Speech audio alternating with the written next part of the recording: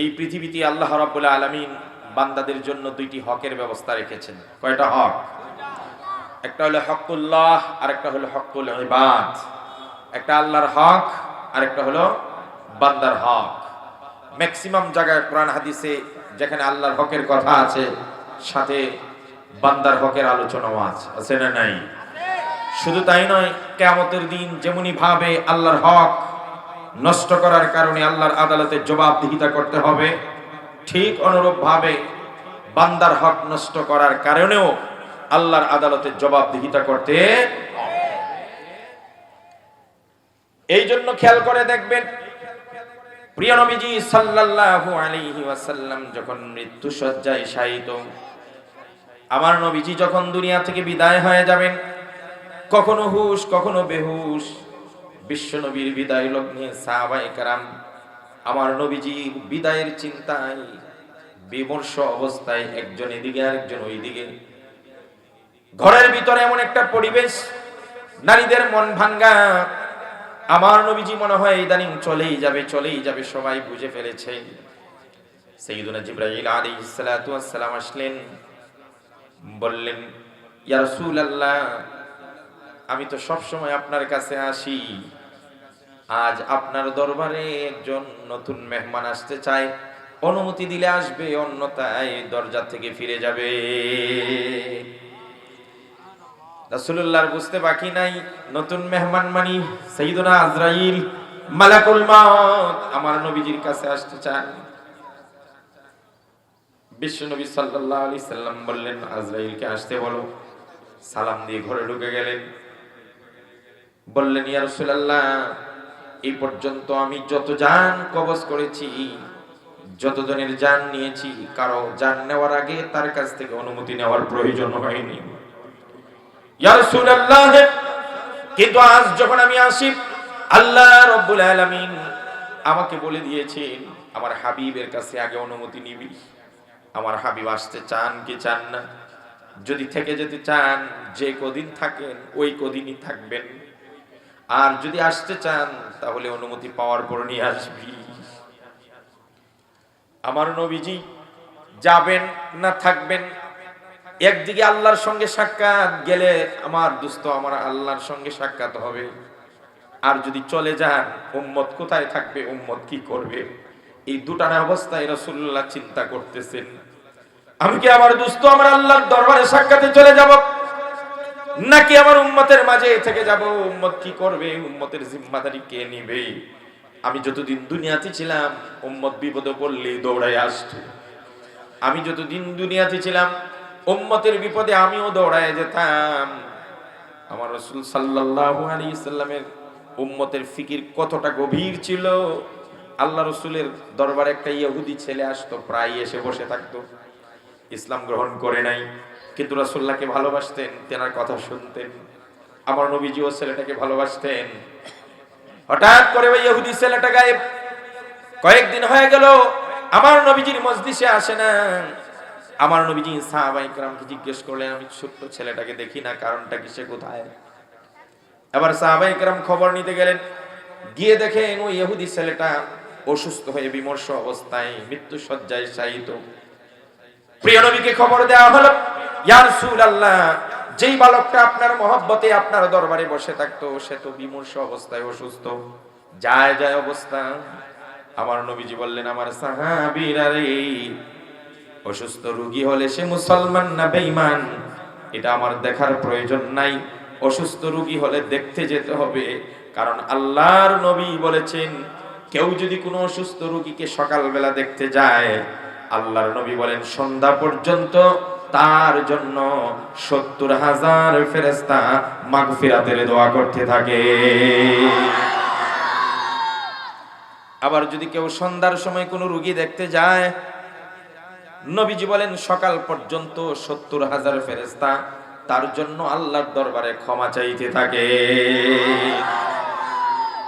রোগী দেখার এতটা ফজিলত, এজন্য আমরা অসুস্থ রোগী দেখতে যাব, বলেন ইনশাআল্লাহ। তাই নবীজি সাল্লাল্লাহু আলাইহি সাল্লাম বলেন, আমিও যাব।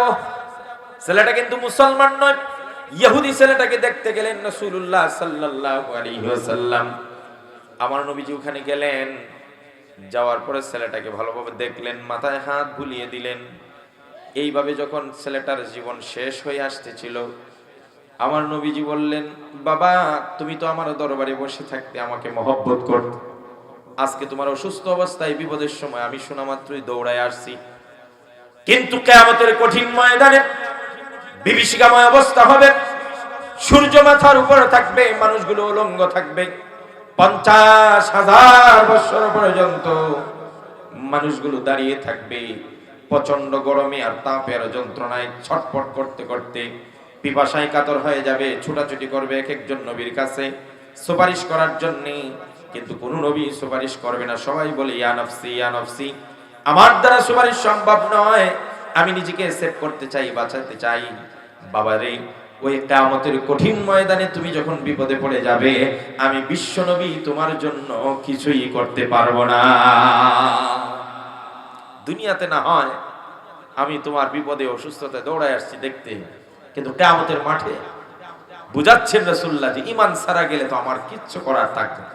কারণ যাদের বেঈমান, যারা কাফের, যারা অবিশ্বাসী, যারা নাস্তিক, এরা কি একদিনের জন্য জাহান্নামে যাবে না চিরস্থায়ী? এদের কি কোনোদিন জান্নাতে যাওয়া সম্ভব? আল্লাহ রাব্বুল আলামিন নাস্তিক আর কাফের আর বেঈমান আর অবিশ্বাসীর ব্যাপারে বলেন, ইন্নাল্লাযীনা কাফারু বিআয়াতিনা ওয়াস্তাকবারু আনহা লা তুফাত্তাহু লাহুম আবওয়াবুস সামাই ওয়া লা ইয়াদখুলুনাল জান্নাতা হাত্তা ইয়ালিজাল জামালু ফি সাম্মিল খিয়াম। রাব্বুল আলামিন বলেন, ছোট্ট একটা সুই, এই সুইয়ের পিছনে একটা ছোট্ট ছিদ্র থাকে। দুনিয়ার আকলে বলে এই ছোট্ট ছিদ্রটার ভিতর দিয়ে যেমন বিশাল বড় একটা উট প্রবেশ করা অসম্ভব, ছোট্ট সুই, তার ছিদ্রটাও ছোট, এই ছোট্ট ছিদ্র দিয়ে কি উট ঢুকানো যাবে? আরে উট ঢুকানো দূরের কথা, ছোট্ট সুতাটাই তো আমরা ঢুকাইতে পারি না। একটু বয়স হয়ে গেলে, 40-45 পার হয়ে গেলে বলে চোখে কি করে, সুতাটা একটু ঢুকায় দে, তার মানে ওনার আর চলে। একটা ছোট্ট সুতা যদি সুইয়ের ছিদ্র দিয়ে ঢুকানো কষ্ট হয়, তাহলে উট ঢুকানো সম্ভব না অসম্ভব? আল্লাহ রাব্বুল আলামিন বলেন, সুইয়ের ছিদ্র দিয়ে উট ঢুকানো যতটা অসম্ভব, তার চেয়েও বেশি অসম্ভব হলো বেঈমান কাফের আর নাস্তিকদের জাহান্নাম থেকে মুক্তি হয়ে জান্নাতে যাওয়া ততটাই অসম্ভব। কথা বলেন ঠিক কিনা? এজন্য হে বাচ্চাদান, আজ দুনিয়ার বিপদে তোমার সামনে এগিয়ে আসছি, ঈমান ছাড়া গেলে কোনো কাজ হবে না, আমি কিচ্ছু করতে পারবো না। ছেলেটা বুঝে ফেলছে যে তাহলে আমাকে মরার আগে ঈমান আনতে হবে, ইসলাম গ্রহণ করতে হবে। আল্লাহু আকবার। কারণ বিশ্ব নবীর ইশারা। ছেলেটার বাপ উপস্থিতি খানি, ইহুদি বালক তার বাবার দিকে তাকায়, এই তাকানো, এই চাহনির মধ্যে জিজ্ঞাসা আছে না নাই? এটা শুধু শুধু তাকানো নয়, তার বাবার দিকে চাহনি দিচ্ছে, তাকিয়েছে, তার মানে তার বাবার কাছে অনুমতি চায়। বাবা আপনি বলেন কি করব, আমার বন্ধু, আমি যাকে মহব্বত করি, বিশ্বনবী মুহাম্মদুর রাসূলুল্লাহ সাল্লাল্লাহু আলাইহি ওয়াসাল্লাম, একদিকে আমাকে প্রস্তাব দিচ্ছেন ঈমান আনার জন্য, আরেকদিকে আপনি আমার বাবা, আপনি না বললে আমি কেমনে কি করি, বলেন কি করব? ছেলেটার বাবার মনটাকে আল্লাহ নরম করে দিলেন। কে নরম করে দিলেন? আল্লাহু ইয়াজতাবি ইলাইহি মান ইয়াশা ওয়া ইয়াহদি ইলাইহি মান ইউনীব। আল্লাহ যাকে ইচ্ছা করেন নির্বাচিত করে নিয়ে আসেন, আবার যারা চায় তাদেরকে আল্লাহ হেদায়েত দেন। আল্লাহু আকবার বলেন। এবার ছেলেটার বাপের মনটাকে আল্লাহ ঘোরায় দিলেন, নরম করে দিলেন, ধাবিত করে দিলেন ইসলামের প্রতি, বিশ্ব নবীর প্রতি। এবার ছেলেটার বাপ বলল, বাবারে তোমার দুস্থ, তুমি যাকে মহব্বত করো তোমাকেও মহব্বত করে, দুইজনের মধ্যে আন্তরিকতা হয়ে গেছে, বন্ধুত্ব। সুতরাং বন্ধুর কথা মেনে নাও, আমি অনুমতি দিলাম, ইসলাম গ্রহণ করে নাও। যেই মাত্র সে অনুমতি পেল, সাথে সাথে নবীজির সামনেই বলে ফেলল, লা ইলাহা ইল্লাল্লাহু মুহাম্মাদুর রাসূলুল্লাহ সাল্লাল্লাহু আলাইহি ওয়াসাল্লাম। আমার নবীজি তাকে মুসলমান বানিয়ে চলে গেলেন। বাড়িতে যাওয়ার আগে রাসূলুল্লাহর দরবারে খবর চলে আসলো, ইয়া রাসূলুল্লাহ, কিছুক্ষণ পূর্বে যেই ছেলেটাকে আপনি ইসলাম গ্রহণ করিয়ে মুসলমান বানিয়েছিলেন, ওই ছেলেটা দুনিয়া থেকে বিদায় হয়ে গেছে। আমার নবীজি বললেন, সাহাবীরা রে, ছেলেটার গোসল দাও, কাফন দাও, আমি নিজে তারে জানাজা পড়াবো আর নিজেই তাকে দাফন করব। সুবহানাল্লাহ। রাসূলুল্লাহ নিজে ইমামতি করে জানাজা পড়ালেন। জানাজার পর খাটিয়া ধরে যখন সবাই ওই ছেলেটার গোরস্থান আর কবরের দিকে নিয়ে যাচ্ছিলেন, সাইয়্যিদুনা ওমর লক্ষ্য করলেন বিশ্বনবীর পা যেন মাটিতে লাগতেছে না, বৃদ্ধাঙ্গুলোর উপর ভর করে উকি মেরে যেন হাঁটতেছেন। সাইয়্যিদুনা ওমর বললেন, ইয়া রাসূলুল্লাহ, অস্বাভাবিক হাঁটতেছেন, কারণ কি পায়ে ব্যথা না সমস্যা? আমার নবীজি বললেন, ওমর রে, আমার পায়ে ব্যথাও না, আমার সমস্যাও নেই, রাস্তাও ঠিক আছে, কিন্তু আমি কেন হাঁটতেছি?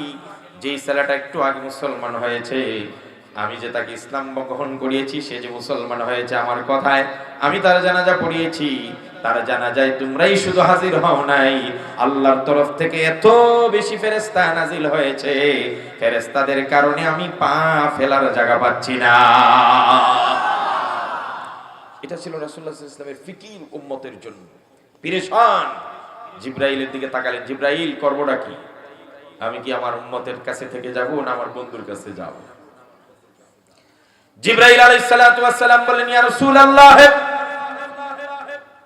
আপনার উম্মতের প্রতি দরদ আল্লাহরও আছে, আপনি চলে গেলে আপনার উম্মতের চিন্তা আল্লাহ পাক করবেন, আল্লাহ দেখবেন, তবে আপনার আল্লাহ কিন্তু আপনার জন্য, আপনার সাক্ষাতের জন্য অধীর আগ্রহে অপেক্ষা করছে। আমার নবীজি যখন সিদ্ধান্ত পাইলেন জিবরাইল থেকে, এবার রাসূলুল্লাহ সাল্লাল্লাহু আলাইহি সাল্লাম তারপর উম্মতের ফিকির ছাড়েন না, বললেন, ভাই জিবরাইল, বুঝলাম, তবে আমার আল্লাহর কাছে আমি একটু জানতে চাই, আমার পরে আমার উম্মত কি ধ্বংস হয়ে যাবে? তারা কিভাবে থাকবে, কিভাবে বাঁচবে? তারা যদি ভুল করে, কে তাদের পক্ষ হয়ে ক্ষমা চাবে? জিবরাইল, তুমি একটু জেনে আসো। আমার নবীজি যখন জিবরাইলকে বললেন, জিবরাইল ছট করে আল্লাহর দরবারে চলে গেলেন আর ফট করে চলে আসলেন। জিবরাইল কত তাড়াতাড়ি যায়, কত তাড়াতাড়ি যায়। এবার আল্লাহ রাব্বুল আলামিন ওই জিবরাইলের কেমন ক্ষমতা দিয়েছেন। জিবরাইলের গতি সম্পর্কে একটু বলি। যেদিন ইউসুফ আলাইহিস সালাতু ওয়াস সালামকে তার ভাইয়েরা কুয়ার মধ্যে নিক্ষেপ করেছিলেন, আল্লাহ রাব্বুল আলামিন সব দেখেন, কথা কোন ঠিক কিনা?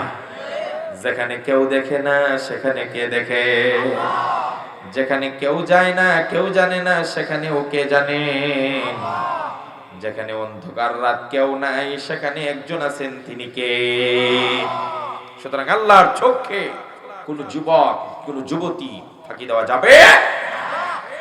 হে যুবক যুবতীরা, অন্যায় গুনাহ করার আগে ৭০ বার চিন্তা করো, কারণ হাদিসে আসছে, ইন্নাল আবদাল মুমিনা, মুমিন বান্দা যখন গুনাহ করার চিন্তা করে, তখন সে বুঝতে পারে, দেখতে পায়, তার মাথার উপর বিশাল বড় একটা পাহাড়, ওই পাহাড়টা যে কোনো সময় তার উপর ধসে পড়তে পারে, আর পাহাড় ধসলে তার আর বাঁচার উপায়। এটা হলো মুমিনের সিফাত। যে গুনাহ সামনে আসলে সে চিন্তা করবে, আরে বিরাট বড় পাহাড় আমার মাথার উপর, গুনাহ করা যাবে। আর ইন্নাল ফাজিরা, হাদিসে আসছে, গুনাহগার নাফরমানের হালত কি? সে গুনাহ করার সময় চিন্তা করে, আমার নাকের ডগার উপর দিয়ে জুবাবা একটা মাছি যাইতেছে, এটার তেমন সমস্যা নেই, গুনাহ করলে কি? তো আমরা কি মনে করি আমরা গুনাহ করার সময় মামুলি, না গুনাহ করার সময় মনে করি আমরা বিশাল বড় অপরাধ, অনেক অপরাধ, কথা কোন ঠিক কিনা? এই জন্য যুবক যুবতীরা, আল্লাহর চোখকে ফাঁকি দেওয়া যাবে? বলছিলাম জিবরাইল আলাইহিস সালাতু ওয়াস সালামের গতিটা কি। সাইয়্যিদুনা ইউসুফ আলাইহিস সালাতু ওয়াস সালামকে যখন কুয়ার মধ্যে নিক্ষেপ করেন, আল্লাহ পাক তো দেখতেছেন। জিবরাইল তখন অবস্থান করছেন সিদরাতুল মুনতাহা। কোন জায়গায়? ইনদা সিদরাতিল মুনতাহা, ইনদাহা জান্নাতুল মাওয়া। শেষ প্রান্তের বৃক্ষের কাছে জিবরাইল ছিলেন। আল্লাহ রাব্বুল আলামিন যখন দেখলেন ইসরাফিলকে তার ভাইয়েরা কুয়ায় ফেলে দিছে, তো কুয়ার থেকে ফেলতে, নিচে যাইতে যত সময় লাগে ফেলছেন, আর ওই সময় আল্লাহ জিবরাইলকে ডাক দিছে, ও জিবরাইল, আমার পেয়ারা মাহবুব বান্দা সাইয়্যিদুনা ইউসুফ আলাইহিস সালাতু ওয়াস সালামকে তার ভাইয়েরা এই মাত্র কুয়ায় কিন্তু ফেলে দিচ্ছে। সুতরাং আমি চাই জিবরাইল, আমার ইউসুফকে কুয়ার যে ফেলছে, উপর থেকে নিচে যাওয়ার আগে আগে তুমি তাকে হেফাজত করো। জিব্রাইল সিদরাতুল মুনতাহা আর ইউসুফ আলাইহিস সালামকে তার ভাইয়েরা ফেলে দিয়েছে, তো উপর থেকে পড়তে নিচে কতক্ষণ লাগে? কথা বুঝেন না? আরে 2-4 সেকেন্ড। কথা কর ঠিক কিনা? জিব্রাইল আলাইহিস সালাতু ওয়াস সালাম বলে, ইয়া রাসূলুল্লাহ, আল্লাহ যখন জিব্রাইল ইউসুফ আলাইহিস সালামকে তার ভাইয়েরা ফেলে দিলেন, ওই সময় আমাকে অর্ডার করছে হেফাজত করো। আমি এত তাড়াতাড়ি আসলাম, সাইয়্যিদুনা ইউসুফ উপর থেকে নিচে পড়ার আগে আগে আমি জিব্রাইল আমার হাত পেতে দিলাম আর ইউসুফকে আমার হাতে সংরক্ষণ করে নিলাম। এটা হলো জিব্রাইল আলাইহিস সালামের গতি। আল্লাহু আকবার বলেন না? তো নবীজি বললেন, যাও আমার উম্মতের কি হবে শুনে আসো। মুহূর্তেই চলে আসছে, ব্যাপারই না, নাথিং। এসে বললেন, ইয়া রাসূলুল্লাহ, আল্লাহ পাক জানিয়েছেন আপনার ইন্তেকালের পরে আপনার উম্মতদেরকে আল্লাহ পাক সমূলে ধ্বংস করবেন না। আল্লাহ রাব্বুল আলামিন বলেন, মামা কানা মুহলিকাল কুরা, আল্লাহ রাব্বুল আলামিন বলেন উম্মতদেরকে সমূলে ধ্বংস করবেন না। ওয়া হুম ইস্তাগফিরুন, আল্লাহ রাব্বুল আলামিন জানাইছেন উম্মত যদি গুনাহ করার পরে তওবার দরজা খোলা রাখে, ইস্তিগফার করতে থাকে, আল্লাহর কাছে ক্ষমা চায়, আমার আল্লাহ কোন পাপের কারণে গুনার কারণে উম্মতদেরকে একসাথে ধ্বংস করবেন না।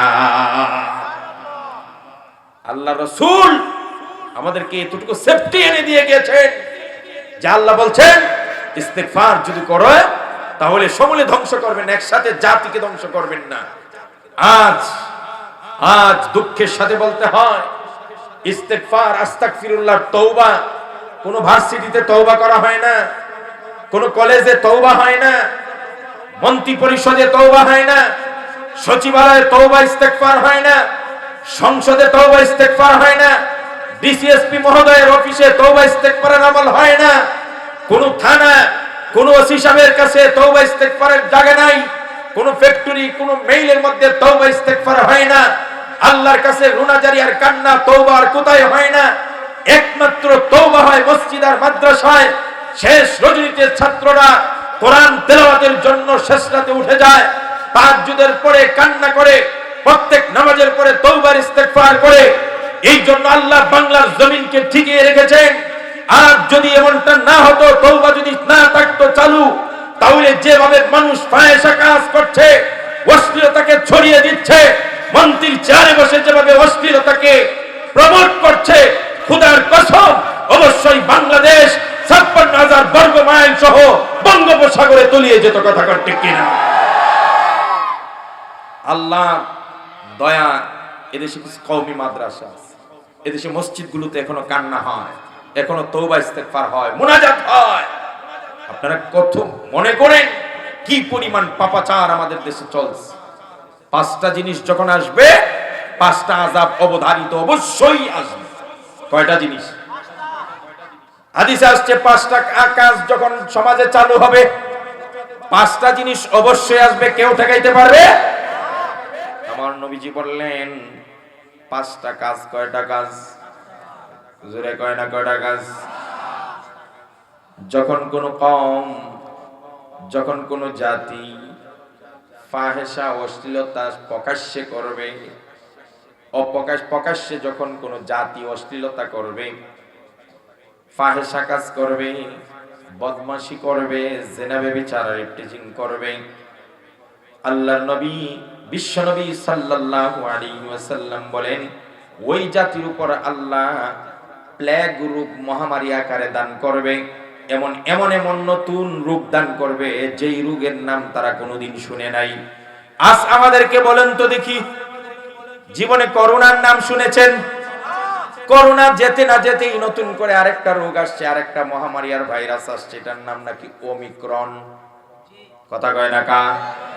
ও জাতি মনে রাখবেন, ওমিক্রন শেষ হবে তো আরেক ডিসিক্রন আসবে, ডিসিক্রন যাবে, সিটি স্ক্যান আসবে, আরো কত কিছু আসবে।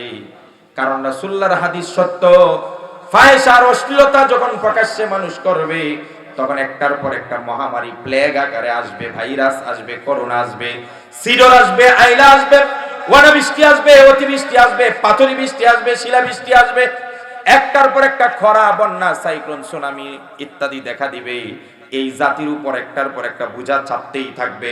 সুতরাং আজকের এই মাহফিল থেকে মাননীয় প্রধানমন্ত্রীর কাছে করজোড়ে অনুরোধ করি, প্রশাসনের কাছে বলি, দায়িত্বশীলদের কাছে বলি, মাননীয় প্রধানমন্ত্রী অনেক লকডাউন শটডাউন দিয়েছেন, স্যানিটাইজার ব্যবহার করছি, আমরা অনেক কিছু মাস্ক ব্যবহার করছি, অনেক করছি, আরো করব। তবে এগুলার দ্বারাই করোনা মহামারী আর ওমিক্রন দূর হবে না। কারণ রাসূল বলছেন ফাহিশা কাজ যতদিন প্রকাশ্যে চলবে ততদিন একটার পর একটা তসবির দানার মতো আসতেই থাকবে। সুতরাং মাননীয় প্রধানমন্ত্রী, প্রশাসনের দায়িত্বশীলদেরকে বলি, যেই সমস্ত মন্ত্রী, এমপি, রাজনৈতিক ব্যক্তিত্ব, আমলা, সচিব, ব্যবসায়ী যারা প্রকাশ্যে অশ্লীলতা করতেছে, মদ, জুয়া, হাউজিং আর নর্তকী নাচাইতেছে, যেই সমস্ত সিনেমা হলের পোস্টার গুলো গলিতে গলিতে লাগিয়ে হাফ প্যান্ট পরা মেয়েদের ছবি দিচ্ছে, অর্ধ উলঙ্গ বুক দিয়ে ছবি দিয়া পোস্টার করছে, এই অশ্লীলতা পার্কে পার্কে চলতেছে, স্কুল কলেজের আড্ডাখানায় চলতেছে। ও মাননীয় প্রধানমন্ত্রী, যতদিন পর্যন্ত এগুলা বন্ধ না হবে ততদিন ভাইরাস আর মহামারী বন্ধ হবে না। সুতরাং মাননীয় প্রধানমন্ত্রীর কাছে দাবি হলো, শটডাউন লকডাউন অনেক হয়েছে, এবার বদমাশ, লুচ্চা আর অশ্লীল দত্তাকারী যারা আছে, যে যেখানে আছে, প্রত্যেকটাকে বাছাই করে বরখাস্ত করা হোক। কথা কন ঠিক কিনা? না হইলে জাতির কপাল থেকে মহামারী দূর হবে না। কথা কয় না? এটা আমার কথা না, এটা রাসূল বলছেন। যখন রাসূল বলে প্রকাশ্যে অশ্লীলতা সরাসরি হবে, তখন একটার পর একটা প্লেগ আকারে মহামারী, ভাইরাস ইত্যাদি আসতেই থাকবে, আসতেই থাকবে। কেউ ঠেকাইতে পারবে? আল্লাহ আমাদের মাফ করুক, বলেন আমিন। সুতরাং এই সমস্ত কওমি মাদ্রাসায় তওবা ইস্তিগফার করে আযাব ঠেকায় রাখছে। পুরা জাতি এই সমস্ত মাদ্রাসাগুলোর কাছে ঋণী। কথা কন ঠিক কিনা? তো রাসূলুল্লাহ সাল্লাল্লাহু আলাইহি সাল্লাম যখন আশ্বস্ত হলেন উম্মতের ব্যাপারে, এবার বিশ্বনবী সাল্লাল্লাহু আলাইহি সাল্লাম মৃত্যুর জন্য তৈরি হয়ে গেলেন। আমার নবীজি বলেন, আল্লাহুম্মার রাফিকাল আলা, আমার পরম প্রিয় বন্ধুর কাছে আমি চলে যাচ্ছি। যাওয়ার আগে উম্মতদেরকে দুইটা কথা বলে যাই, দুইটা কথা বলে যাই।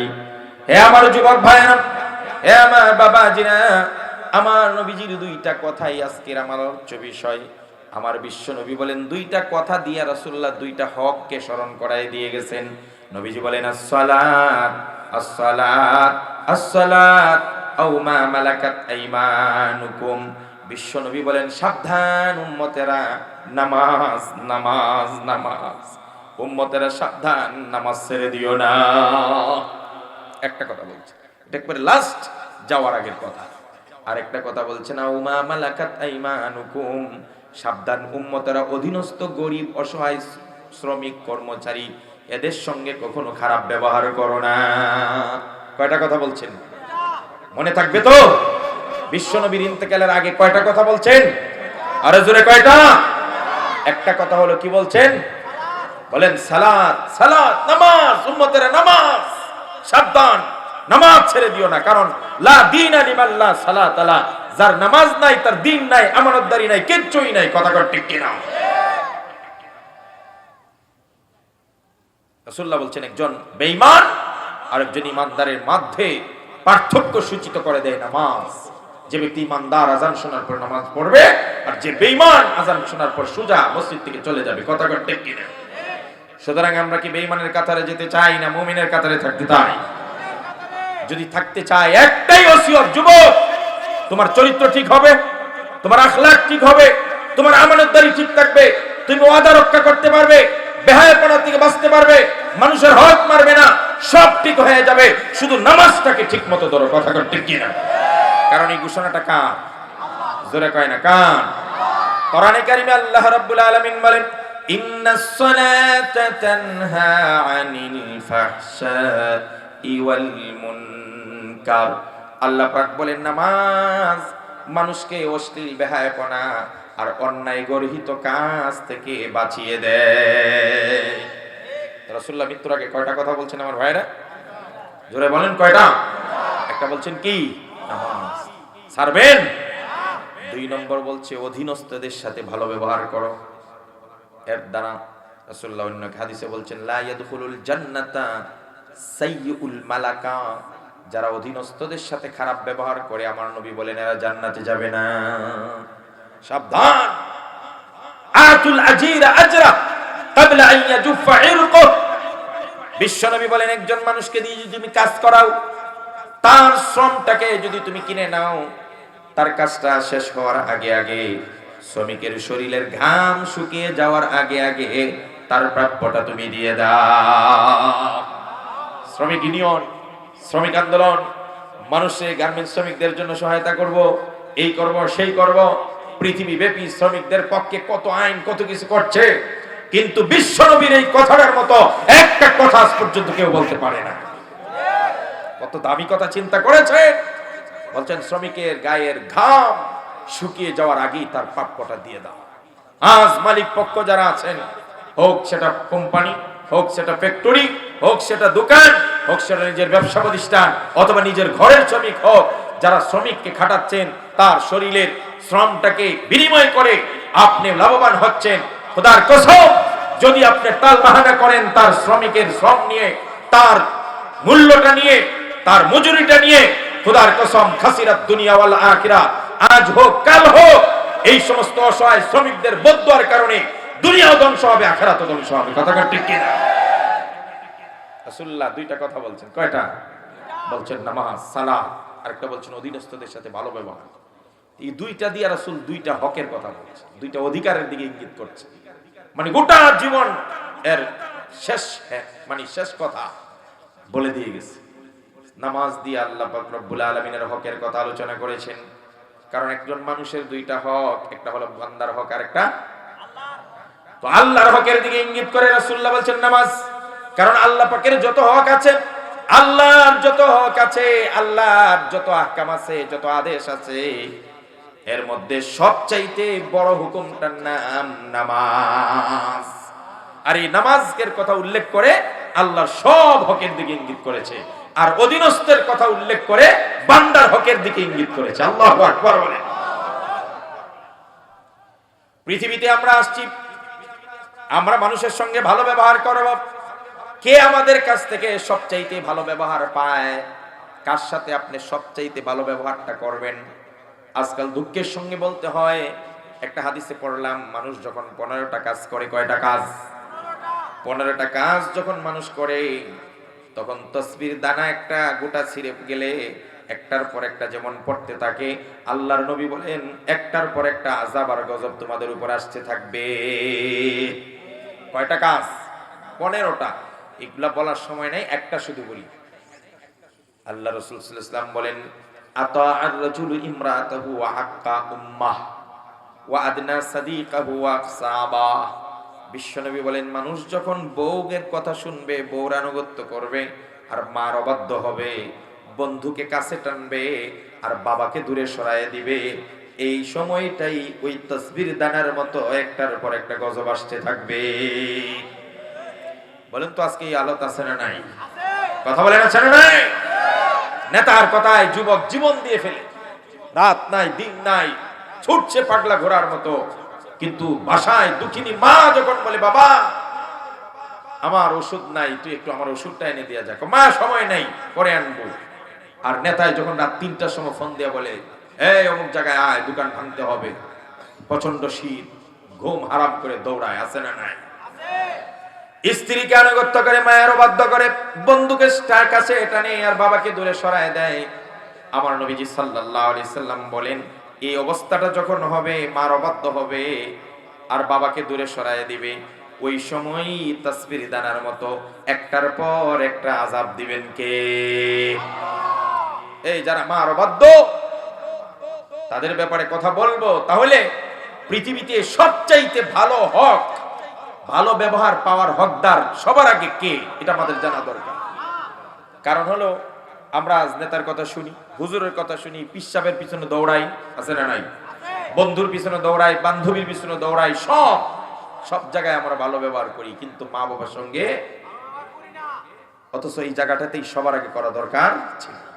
আমার নবীজির সাহাবী আসলেন রাসূলুল্লাহর দরবারে, বললেন ইয়া রাসূলুল্লাহ মান আহাক্কু বিহুসনি সাহাবাতি, নবীজি আমার কাছে সবচাইতে ভালো ব্যবহার পাওয়ার প্রথম যোগ্য কে?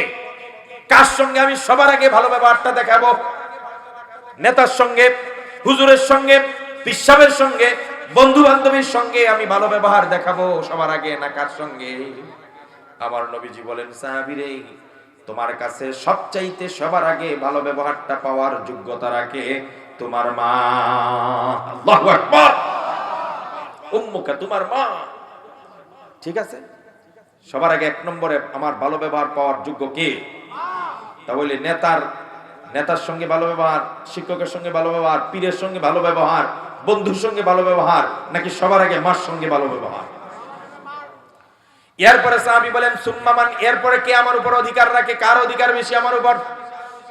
রাসূলুল্লাহ দ্বিতীয়বার বলেন, উম্মুকা, ও সাহাবী, তোমার মা।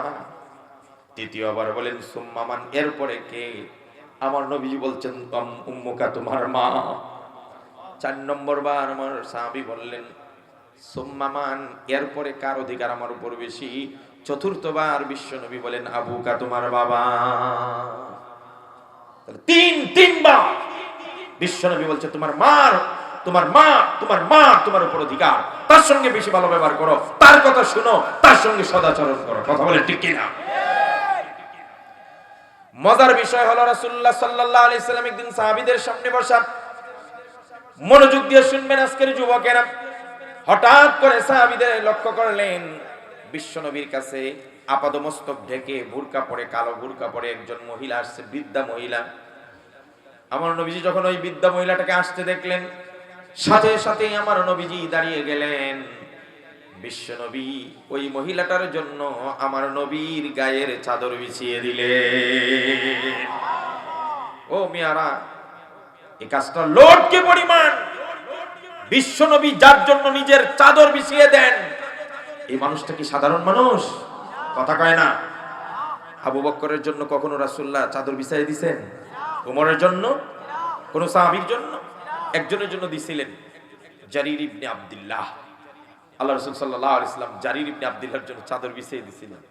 হযরত জারির ইবনে আব্দুল্লাহ চাদরটাকে সুন্দর করে গুটিয়ে মুখে চুম্বন খাইলেন, বুকে জড়ালেন, আর বললেন, আকরামাকাল্লাহু কামা আকরামতানি ইয়া রাসূলুল্লাহ। আমি জারিরের এত বড় দুঃসাহস হয় নাই যে বিশ্ব নবীর চাদরে বসবো। আমি চুম্বন খাইলাম, এটাকে আমি নিজের ভাগ্য মনে করলাম, সৌভাগ্য। আপনি আমাকে যতটা সম্মান দিয়েছেন, আল্লাহ যেন এর চেয়ে বেশি সম্মান আপনাকে দান করে। বলেন তো দেখি, আল্লাহ রাসূলের চাদরে বসতে পারে এমন কি কেউ সাহস আছে? আরে রাসূলের চাদরে বসবে দূরের কথা, রাসূলের সামনে বসে উঁচু আওয়াজে জোরে কথা বলাই তো নিষেধ। কথা কয় না কেন? কোরআনে কারীমের আয়াত আসছে, একদিন হযরত ওমর আরেকজন হলো হযরত আবু বকর, বড় দুই সাহাবী রাসূলুল্লাহর সামনে কোন এক বিষয় নিয়ে কথা বলছেন। হঠাৎ করে দুইজন একটু তর্কে লিপ্ত হয়ে গেছেন, মানে একটা যুদ্ধে। আবু বকর বলছেন, অমুককে সেনাপতি দিলে ভালো হয়, আর উমর বলছে, না, অমুককে দিলে ভালো। আবু বকর বলছে, না ভাই, ওরে দিলেই ভালো। উমর বলে, আবু বকর, সবসময় আপনি আমার বিরুদ্ধে করেন, আমি যেটা কই আপনি উল্টাটা করেন। না, আমি বিরুদ্ধে করি, তুমি আমার বিরুদ্ধে করেন। তো কথায় কথায় আওয়াজটা একটু বড় হয়ে গেছে। আল্লাহ পাক দেখতেছেন, কথা কন ঠিক কিনা? শুনেন না, আল্লাহ সব শুনতেছে, দেখতেছে। আল্লাহ সহ্য হচ্ছে না, আমার নবীর সামনে বসে বেয়াদবি কথা জোরে আওয়াজ করছো। সাথে সাথে আয়াত নাযিল হয়ে গেছে। আল্লাহু আকবার। আয়াত নাযিল হয়ে গেল, ইয়া আইয়ুহাল্লাযীনা আমানু লা তারফাউ أصواتكم فوق صوت النبي ولا تجهروا له بالقول كجهر بعضكم لبعض أن تحبط أعمالكم وأنتم لا تشعرون الله أكبر সাথে সাথে জিবরাইল আয়াত নিয়ে আসছেন। আল্লাহ পাক জানিয়ে দিলেন, ও নবীর সাহাবীরা, অনাগত উম্মতেরা, বিশ্ব নবীর সামনে তোমাদের আওয়াজকে বড় করো না, উঁচু গলায় নবীজির সামনে কথা বলো না। কারণ তোমরা যদি বিশ্ব নবীর সামনে উঁচু গলায় কথা বলো, তোমাদের নামাজ, রোজা, হজ, যাকাত যত আমল আছে সব আমল বরবাদ হয়ে যাবে, তোমরা বুঝতেও পারবে না। কথা বলে ঠিক কিনা? নবীর সামনে সাহাবীরা যদি উঁচু গলায় কথা বলে, আল্লাহ বলেন, আনতাহবাতা আমালুকুম, সব আমল বরবাদ, বুঝতেও পারবে না, সব শেষ হয়ে যাবে। এমন বেয়াদবি করা যাবে? ও মুসলমান ভাইয়েরা, আজকে নবী নাই, সাহাবীও নাই। নবীর যেমন মর্যাদা, উম্মতের উলামায়ে কেরাম নবীর ওয়ারিস, সাহাবী আর নবীর সম্পর্কে যেমন উম্মতের সাধারণ জনগণ আর উলামায়ে কেরামের সম্পর্ক তেমন। ও মুসলমানরা, নবীর সামনে সাহাবীরা যদি উঁচু গলায় কথা বলে সাহাবীদের আমল নষ্ট হবে। আজ জাতির উলামায়ে কেরাম হলো নবীদের ওয়ারিস, নবীওয়ালা কাজটাও আলেমরা করতেছে। এই হক্কানি আলেমদের সামনেও যদি কোনো মুসলমান উঁচু গলায় কথা বলে, তাহলে আমাদের বিশ্বাস তারও আমল বরবাদ হয়ে যাবে। কথা বলেন ঠিক কিনা? আজকেও শুনলাম আরেকজন পাগল হওয়ার পথে।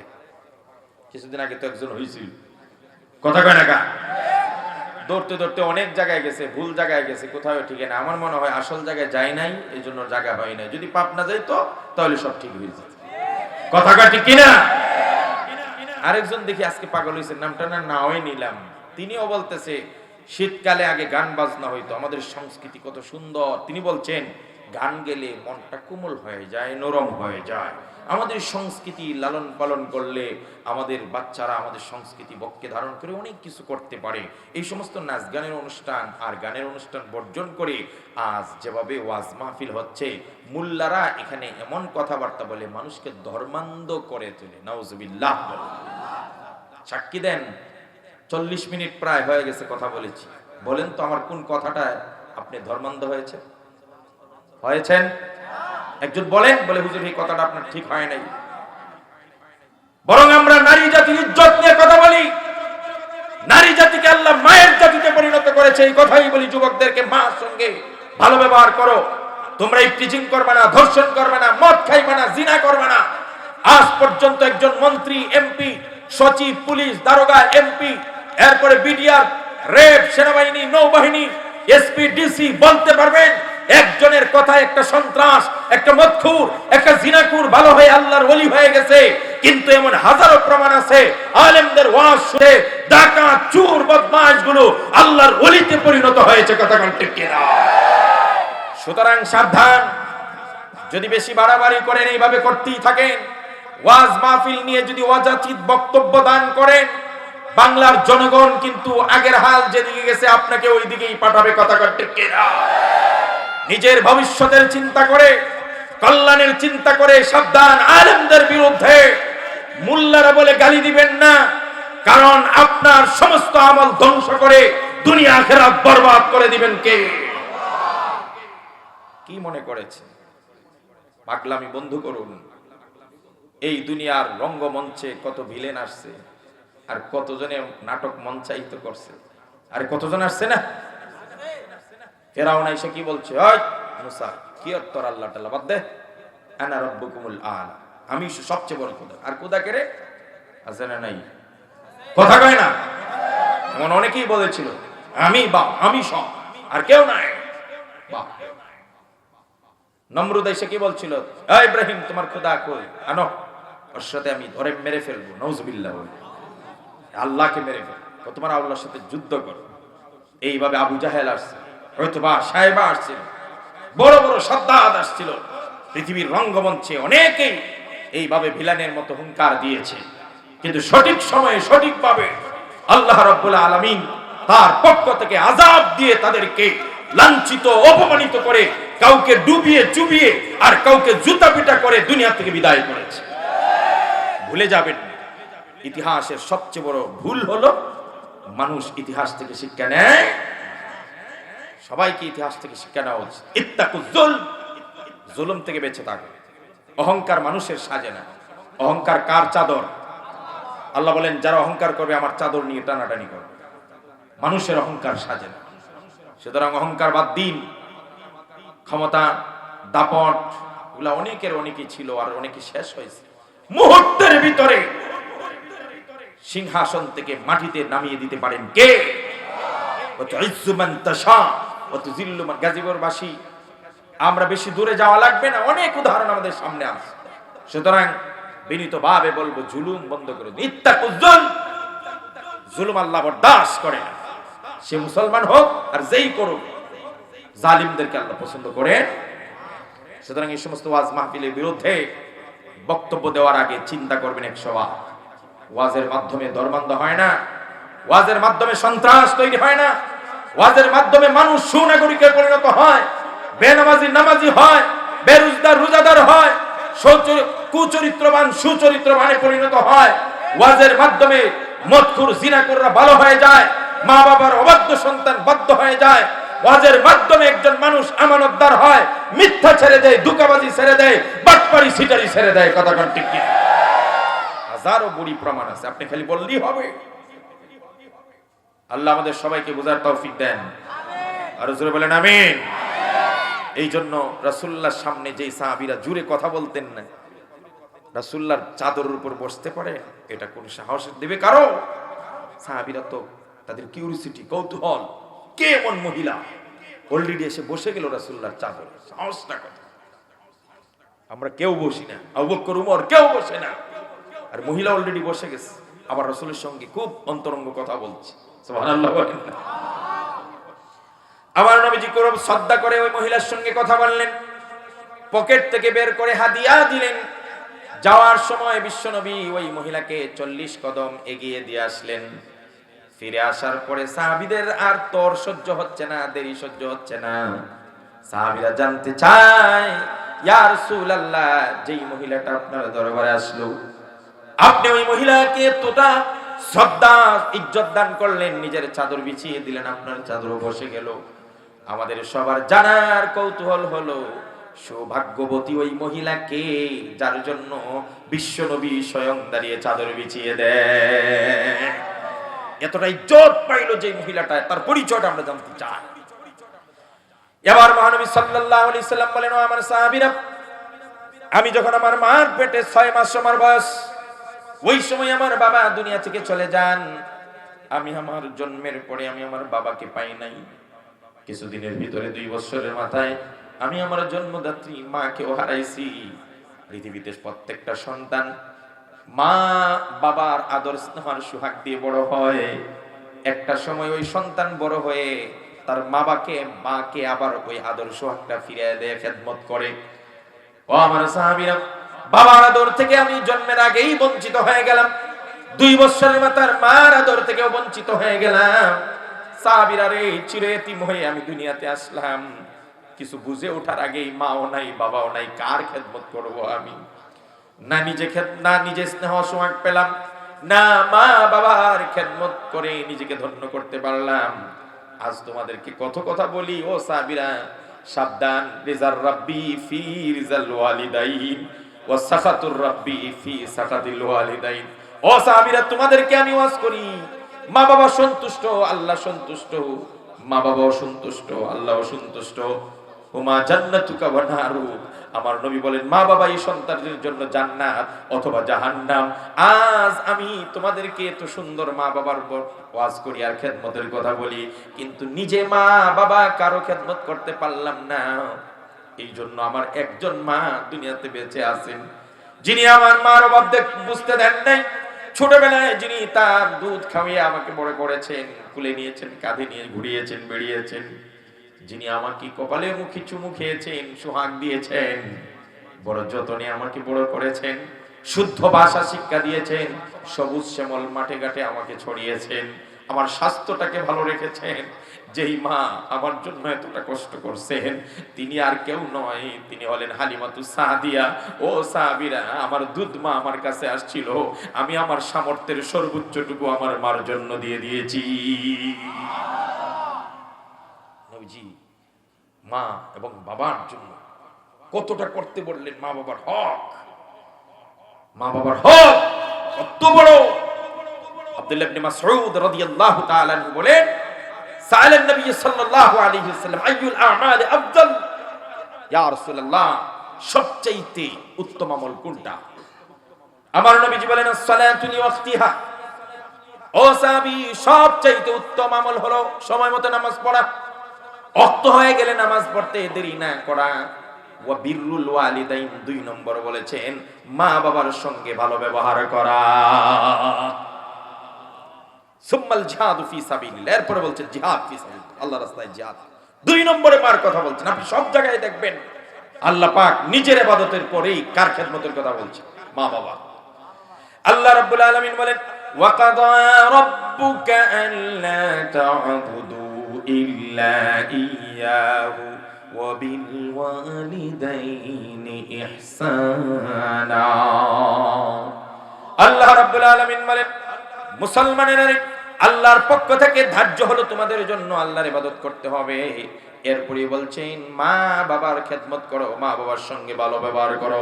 মা বাবা যদি দুইজনের কোন একজন অথবা উভয়জন বৃদ্ধ হয়ে যায়, তাদেরকে কষ্ট দিবে না, ধমক দিবে না, তাড়িয়ে দিবে না, এমনকি এমন ব্যবহার করবে না যেই ব্যবহারের কারণে মা বাবা উহ বলে তোমার প্রতি দুঃখ পেয়ে যায়। যুবক, তুমি যদি তোমার রুজি রোজগার আয় উপার্জনের মধ্যে বরকত চাও, যদি চাও তোমার রিজিকের অভাব কোনোদিন না হোক, তাহলে মা বাবার খেদমত করা এর বিকল্প কথা কয় না, এর বিকল্প মা বাবার খেদমত। আরে মিয়া, কিয়ামতের দিন তিন শ্রেণীর মানুষের দিকে আল্লাহ তাকাবেন, দেখবেন ওনা চেয়ে, এদের প্রতি এতটা বিরক্ত হবেন আল্লাহ। কয় শ্রেণীর মানুষ? হাদিসে আসছে সালাসাতুন লা ইয়ানজুরুহুমুল্লাহু ইলাইহিম ইয়াওমাল কিয়ামাহ ওয়া লা ইউকাল্লিমুহুম ওয়া লা ইদখিলুহুমুল জান্নাহ। আমার নবীজি বলেন তিন শ্রেণীর মানুষের প্রতি আল্লাহ কিয়ামতের দিন রহমতের দৃষ্টি দিবেন না, এমনকি তাদের সঙ্গে কোনো কথাই বলবেন না, তাদেরকে জান্নাতেও দিবেন না। তিন শ্রেণীর মানুষের একজনও বেঈমানের কথা বলে নাই, মুমিন মুসলমানের কথা বলেছেন। এরা কারা? ওই তিন শ্রেণীর মানুষ হলো, এক নম্বরে রাসূলুল্লাহ বলছেন আদ-দায়ুস। দায়ুস, দায়ুস কি? What is the meaning of দায়ুস? দায়ুস কি? দায়ুস হলো ওই বাবা, যেই বাবা তার মেয়েটাকে পর্দা শিক্ষা দেয় নাই, বেপর্দায় ছেড়ে দিয়েছে। ওই স্বামী, যেই স্বামী তার বউকে বেপর্দায় চলাফেরা করতে দেয়। ওই ভাই, যে ভাই তার বোনকে চলাফেরা করে বেপর্দা অবস্থায়।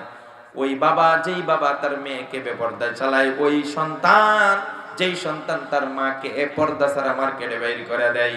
অর্থাৎ ওই পুরুষ, যেই পুরুষের অধীনস্থ মহিলাকে পর্দা করায় না, বেপর্দা অবস্থায় বাহিরে ছেড়ে দেয়, ওই ব্যক্তিকে আল্লাহ পাক জান্নাত দিবেন না। এক নম্বর দায়ুস। তিন নম্বরটা আগে বলি। তিন নম্বর হলো মুদমিনুল খাম, মদখোর, মদ্য, যারা মদের নেশায়।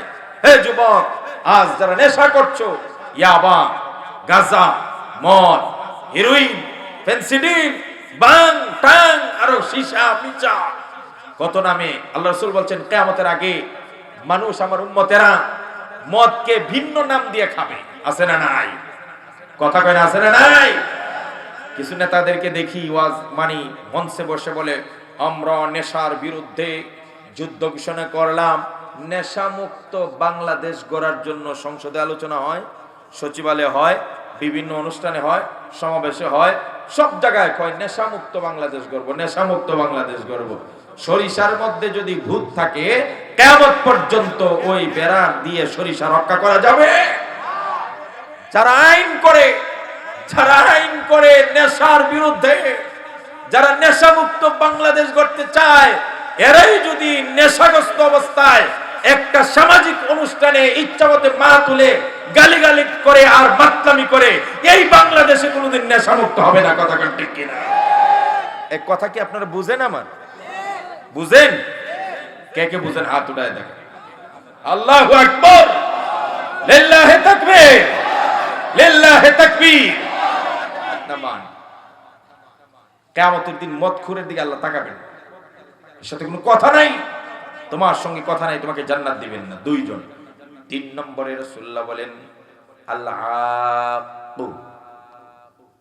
যেই সন্তান মা বাবার অবাধ্য, ওই সন্তানের দিকেও আল্লাহ তাকাবেন না, তার সঙ্গে কথা বলবেন না। নাউজুবিল্লাহ।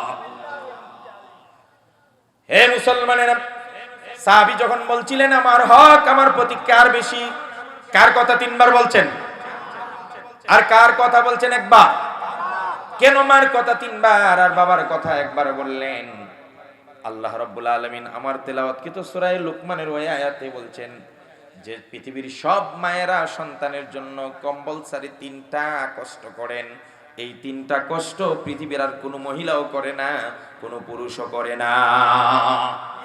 পৃথিবীর প্রত্যেকটা সন্তানের জন্য তার মা, জন্মদাত্রী মা তিনটা কষ্ট করেন, যেই তিনটা কষ্ট পৃথিবীর কেউ করে না। কথা ঠিক কিনা?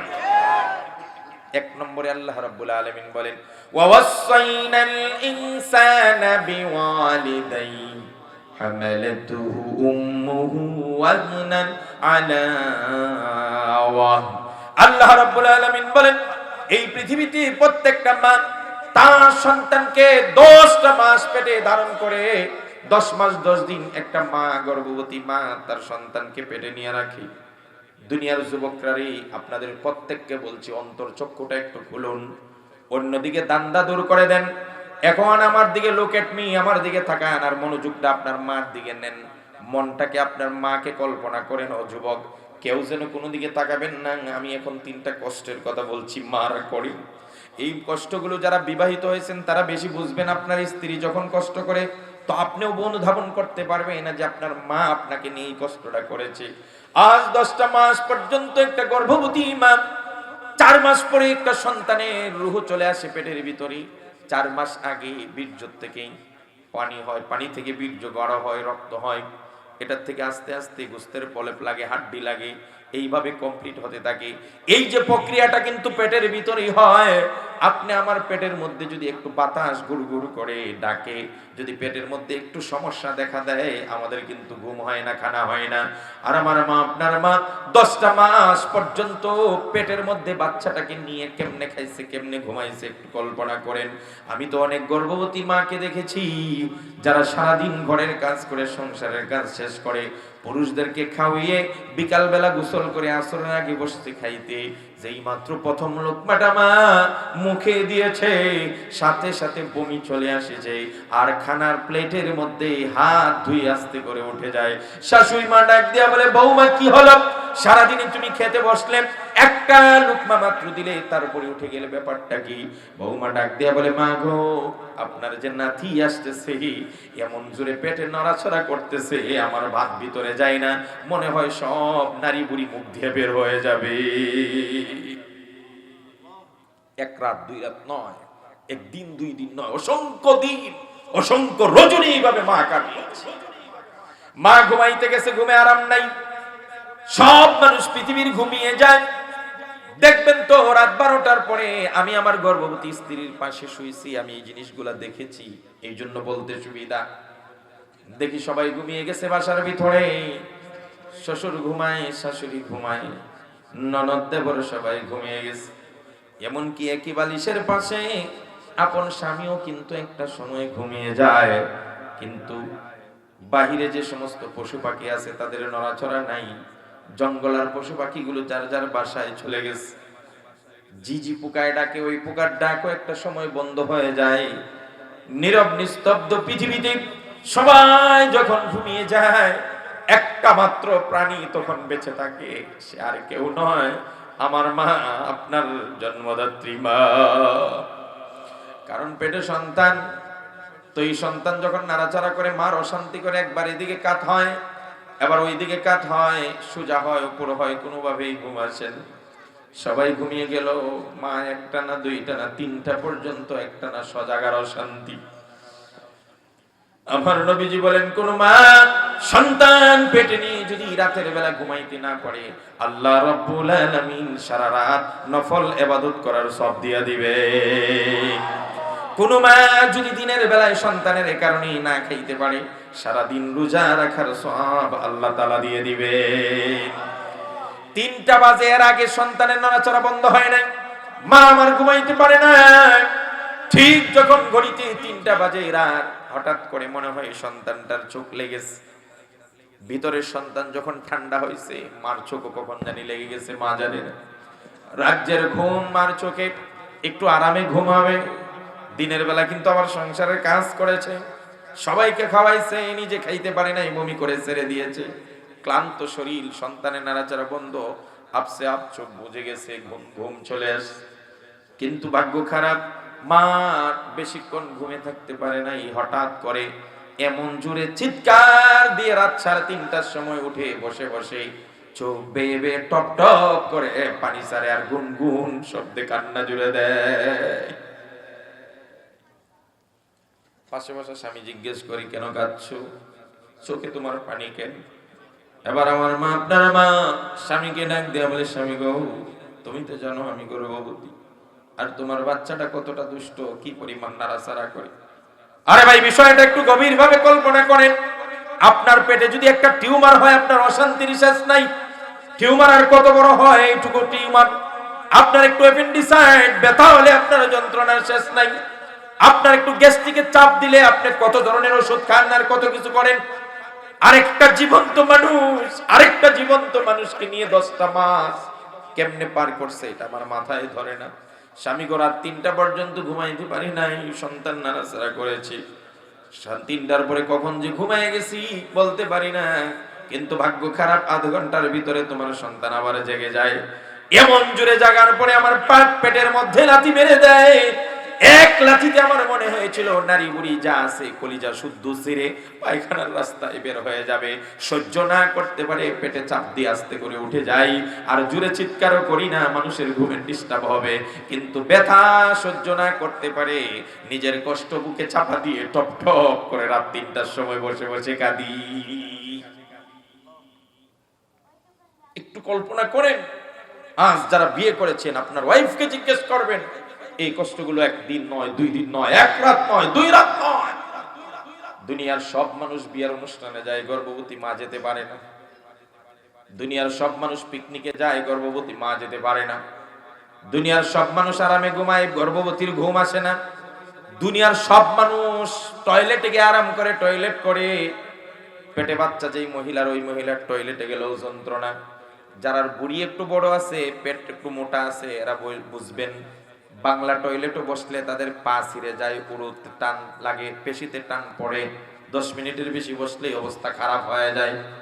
তো সামান্য বুড়ি বড় হওয়ার কারণে যদি বাংলা টয়লেটে বসে পেশিতে টান পড়ে আর ব্যথা শুরু হয়, আপনি আমার মা যখন বাচ্চা পেটটা বড় হয় সে কিভাবে টয়লেট করছে একটু কল্পনা করেছেন? একটু কল্পনা করেন তার হাঁটা চড়ায় কি কষ্টটা না করেছে। বসতে গেলেও কষ্ট, শুইতে গেলেও কষ্ট। ভাই আপনি হাসতেছেন কেন? What is the meaning? আপনি হাসছেন কেন? এটা কি হাসির কথা হচ্ছে? আরে আপনার কি ফিলিংস নাই? বুঝলাম না আমি। কোন দেশে আছেন আপনি? আপনি কি অন্য জগতে আছেন নাকি? উপর জুবুরি হাসতেছে। আরে অনেকক্ষণ ধরে আমি লক্ষ্য করছি। তার মানে তার ভিতরে ফিলিংসটাই ঢোকে না। আমি যে বলছি, চিন্তা করে জিজ্ঞেস করে দেখেন প্রত্যেকটা মহিলাকে কি পরিমাণ কষ্ট, নিদারুণ 10টা মাস কষ্ট করেছে। আজ শরীরে শক্তি হয়ে গেছে, আজ তুমি রুজি রোজগার করার মতো হয়ে গেছো। ওই দিন যদি তোমার মা তোমাকে না বাঁচাইতেন, আল্লাহ বাঁচান, কিন্তু একটা মা ইচ্ছা না করলে কোনো সন্তান পৃথিবীতে আসতে পারবে না। কথা ঠিক কিনা? মা যদি বলতো 6 মাসের মাথায় আমি আর পারছি না, তোমার সন্তান লাগলে তুমি অন্যখানে যাও, আমি পারবো না, বিশ্বাস করে একটা সন্তান পৃথিবীর চোখ দেখতে পারতে না। কথা ঠিক কিনা?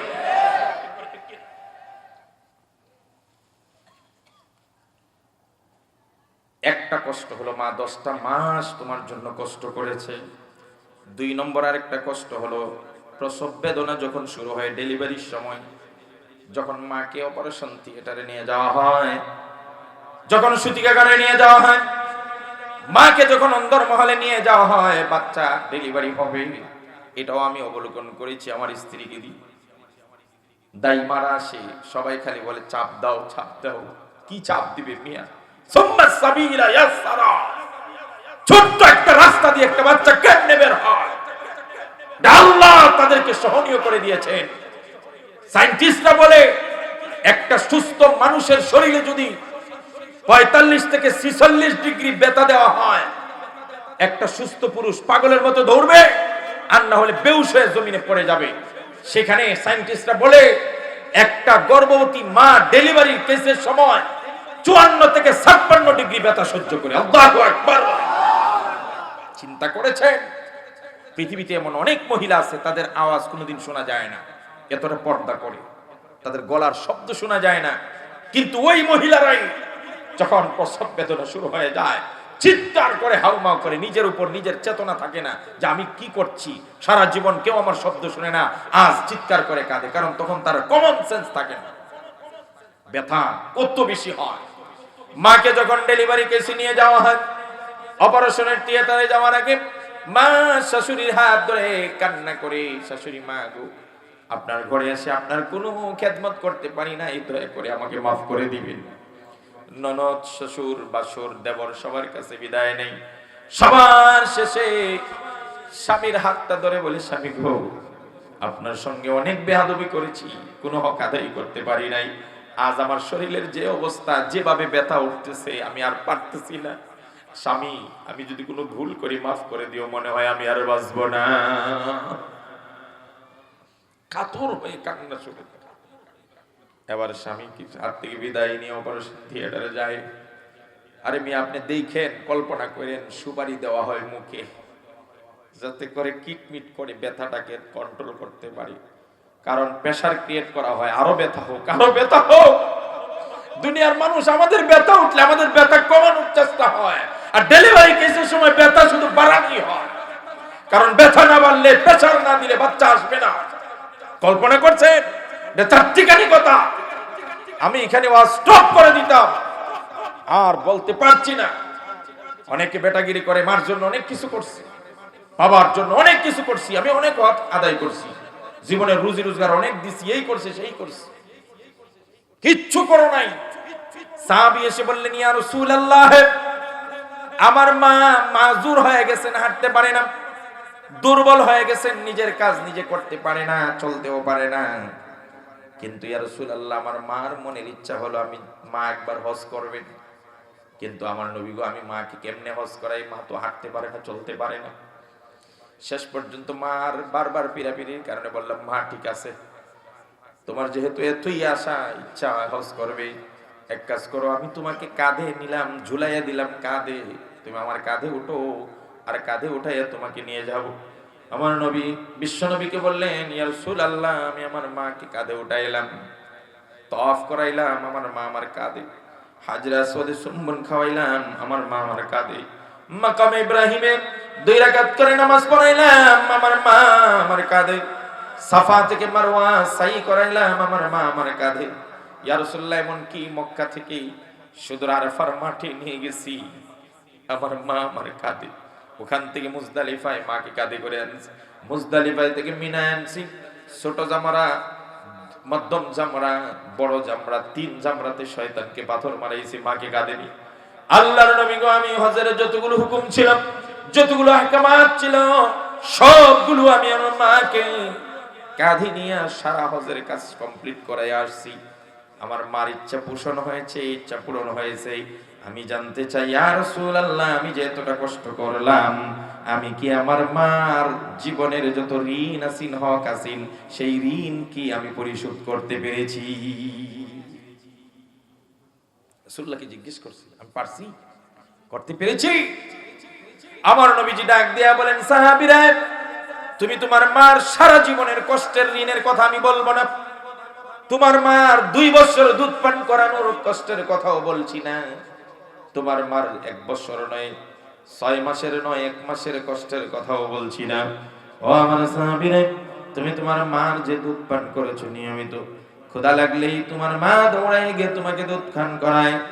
বাচ্চাকে ঘুম পাড়ায় আসছে, মা বাহিরে দেখবেন মায়েরা কথা বলে উঠানে বসে বা অন্য রুমে, কেউ শব্দ শুনে না, মা হঠাৎ করে উঠে দেয় দৌড়, জিজ্ঞেস করে একটু পরে আসে, বলে তুমি কোথায় গেছিলা? বলে আমার বাচ্চা উঠে গেছিল, কান্না করতেছিল, এই জন্য আমি গেছি দুধ পান করাই, আবার ঘুম পাড়াইছি। পাশের মহিলারা বলে, পাশের পুরুষটা বলে, আমি তো শুনি নাই কান্নার আওয়াজ। তুমি না শুনতে পারো? আমার বাচ্চার কান্নার শব্দের সঙ্গে আমার কানটা সব সময় লাগানো, কখন আমার বাবা জান, আমার মা জান কষ্ট পেয়ে ক্ষুধার যন্ত্রণায় খালি হা আউ মাউ করে কান্না শুরু করবে, সাথে সাথে দৌড়াইয়া গিয়া আমার মা আমার বাবার কলিজা আমি ঠান্ডা করে দেই। এটা কেউ শুনে না, শুনে একজন, তিনি আমার মা, আপনার কথা কোন ঠিক কিনা? এই জন্য রাসূলুল্লাহ বলেন, ও আমার সাহাবী, আমি সারা জীবনের হকের কথা বলি না।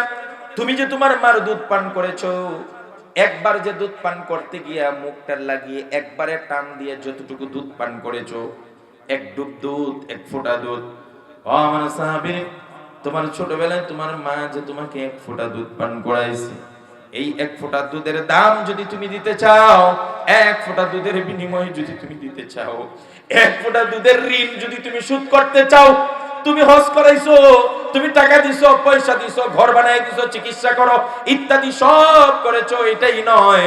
এক ফোঁটা দুধের বিনিময়ে দেওয়ার পরিবর্তে বিনিময়ে তুমি যদি তোমার গায়ের চামড়াগুলো ছিলে নাও, খুলে নাও, আর ওই চামড়া দিয়ে তোমার মার জন্য যদি এক জোড়া জুতা বানায় দাও, ওই জুতা পরে যদি তোমার মা জমিনের মধ্যে হাঁটাচলা করে, ও আমার সাহাবী, গায়ের চামড়া দিয়ে জুতা বানায় দিলেও এক ফোঁটা দুধের ঋণ শোধ হবে না। 3 বার মার কথা বলেছে, কারণ প্রসব বেদনার সময় প্রচন্ড ব্যথা মা সহ্য করে। 3 নম্বর আরেকটা কষ্ট করে 2 বছর দুধ পান করায়। ওয়া ফিসালুহু ফি আমাইন। 3 নম্বর কষ্ট হলো 2 বছর যাবত মা বুকের দুধ খাওয়ায়। আপনি জানেন মা আপেল খায়, আঙ্গুর খায়, তারপরে জাম খায়, বিভিন্ন জিনিস খায়, এগুলা থেকে রক্ত হয়, রক্ত থেকে দুধ হয়, আর এই দুধ বাচ্চায় খায়। খায় মা, লাভ হয় কার? এই কথা কয় না কার? এজন্য ডাক্তাররা বলে গর্ভবতী মারা যখন বাচ্চা খালাস হয় তাদের অনেক পুষ্টি ক্ষতি হয়।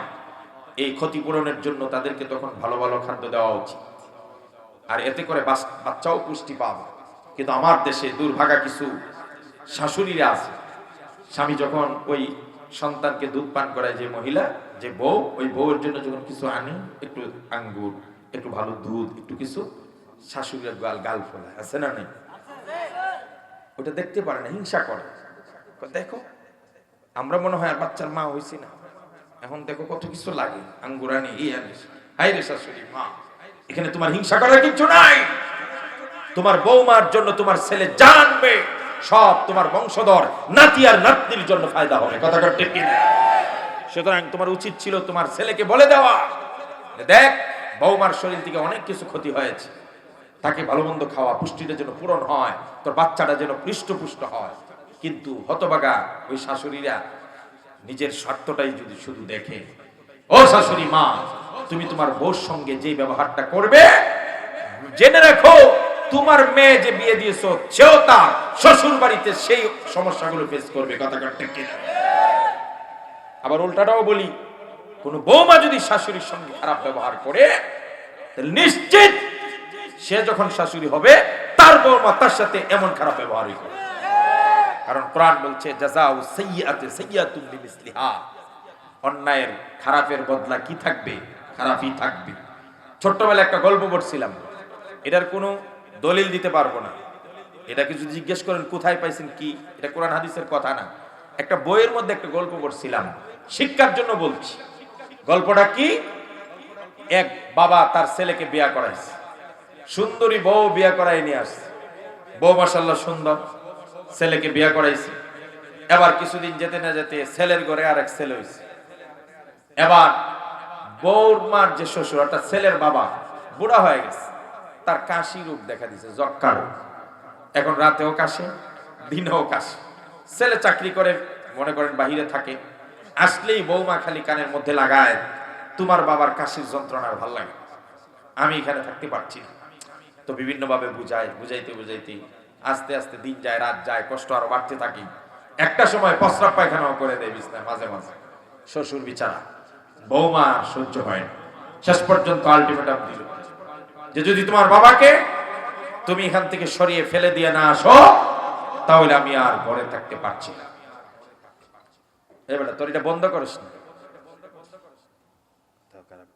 একবার আইসে দ্বিতীয়বার আইবো, জানোস না? না কথার মোট কি থাকে বলেন? আমি প্রথমেই বলছি, ফালতু কথা বলার জন্য এখানে আসি নাই, আর আমার মনোযোগকে বিঘ্নিত করবেন না। বৌমা তার শ্বশুরকে সরানোর জন্য সব ধরনের চক্রান্ত করছে।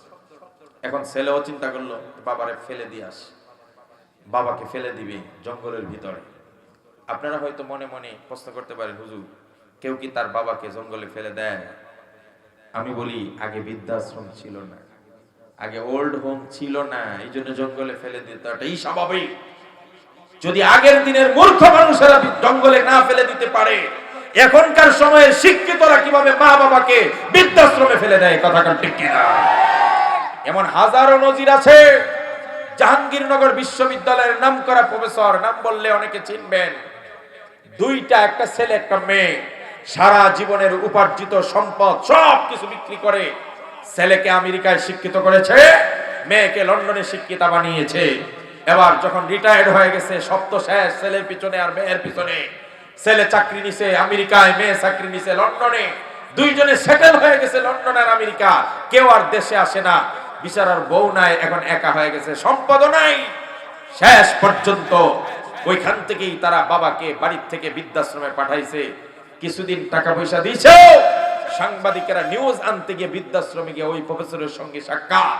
এবার দুঃখের সঙ্গে ভারাক্রান্ত হৃদয়ে বলছে, সারা জীবনের কষ্টে উপার্জিত টাকা আর সম্পদ বিক্রি করে ছেলে আর মেয়েকে সেটেল করলাম আমেরিকা লন্ডনে, আর আজ আমাকে বৃদ্ধাশ্রমে পড়ে মরতে হয়, ঠান্ডা পানি দিয়ে সব করতে হয়, গরম পানি পাই না একটু, এমনকি আমার ট্যাবলেট কেনার একটা টাকাও পাই না। তাহলে আপনারা কি মনে করেন আগে জঙ্গলে ফেলবে না তো এখন বৃদ্ধাশ্রমে দেয় কিভাবে? আবার অনেক মাদেরকে আমি একটু সতর্ক করে দিয়ে যায়, মায়েরা বেশি ফিটনেস ধরে রাখার জন্য অনেক সময় বুকের শাল দুধ দেয় না বাচ্চাকে, এবং বুকের দুধ খাওয়ায় না। কথা কয় না কা? নিজের ফিটনেস, নিজের সৌন্দর্য ঠিক থাকবে এই জন্য বাজারি দুধ খাওয়ায় বাচ্চাকে। আমি বলি বেশি বাজারি দুধ খাওয়ায় না, বেশি বাজারি দুধ খাওয়ায় না। সন্তানের সঙ্গে নারীর টান আস্তে আস্তে বিচ্ছিন্ন হয়ে যাবে। তুমি যদি তোমার বুকের দুধ দ্বারা তোমার সন্তানটাকে লালন পালন করতে, খোদার কসম ওই সন্তান তোমাকে বৃদ্ধাশ্রমে কখনো দিবে না। কথা ঠিক কিনা? আর যদি নিজের ফিটনেস ঠিক রাখার জন্য সন্তানকে বুকের দুধ না দাও, রক্ত সম্পর্কটা হালকা হয়ে যাবে, নারীর টানটা আস্তে আস্তে দূর হয়ে যাবে। ওই সন্তান বড় হলে তোমাকে ওল্ড হোমে আর বৃদ্ধাশ্রমে দিবে। Wait and see. কথা ঠিক কিনা? দুনিয়াটা বদলার যায়, যেমন কর্ম তেমন ফল। এটা খুব ভালো মনে রাখবেন। শ্বশুর যদি বৌমার সাথে খারাপ ব্যবহার করে, তার মেয়ের সাথে আরেকজনই করবে। তুমি যদি আরেকজনের সাথে খারাপ ব্যবহার করো, তুমি এটা বদলাটা পাবেই পাবে। সুতরাং প্রত্যেকের ইনসাফ করা উচিত। কথা ঠিক কিনা? আজ অনেক কালো আইন হয় না, এরে ধরার জন্য, ওরে মারার জন্য, ওরে পেছে পালানোর জন্য, ওরে গুম করার জন্য, ওরে ঠেকানোর জন্য, ওরে ঠকানোর জন্য, ওরে চরিত্রহীন করার জন্য, ওরে বাজেভাবে উপস্থাপন করার জন্য, ওকে হেনস্থা করার জন্য কত কালো আইন হয়। কথা ঠিক কিনা? এই পৃথিবীতে ফেরাউন অনেক কালো আইন করছিল, বেনু ইসরাইলকে শুধু মারছে মারছে মারছে আর সুবাইয়া মারছে আর জব করছে। আল্লাহ কয় তোর জন্য তোর কালো আইন আমি রাখছি। সুতরাং আপনি জুলুম করার জন্য, অন্যের ক্ষতি করার জন্য, অন্যের উপর অত্যাচার করার জন্য যত কালো আইন করবেন, লিখে রাখেন, লিখে রাখেন। আজ হোক কাল হোক, 5 বছর আর 10 বছর পরে নয়, 50 বছর পরে হলেও ওই কালো আইন দেয় আপনাকে শায়েস্তা করা হবে, আপনার জন্য এটা কাল হয়ে দাঁড়াবে। 50 বছর পরেও হইতে পারে, সমস্যা নাই। Wait and see. অপেক্ষা করো, দেখতে থাকো। আমি না দেখতে পারি, আমার ছেলে দেখবে। আপনি না দেখতে পারেন, আপনি নাতি দেখে যাবে। যারাই জুলুম করছে সে একদিন ফল পাবেই পাবে। সুতরাং একেবারে একেবারে নিম্ন শ্রেণী থেকে নিয়ে হাই লেভেল পর্যন্ত সবাইকে বলবো, সাবধান, ইত্তাকু যুলমা। জুলুম বাদ দিয়ে দাও, জুলুম বাদ দিয়ে দাও। জুলুম আল্লাহ বরদাস্ত। 3 জনের দোয়া ফেরত হয় না, কবুল হয়। কবুল করেন কে? আল্লাহ। সব কথা মনে হচ্ছে এই জন্য বলে দিচ্ছি, আপনাদের খারাপ লাগতেছে?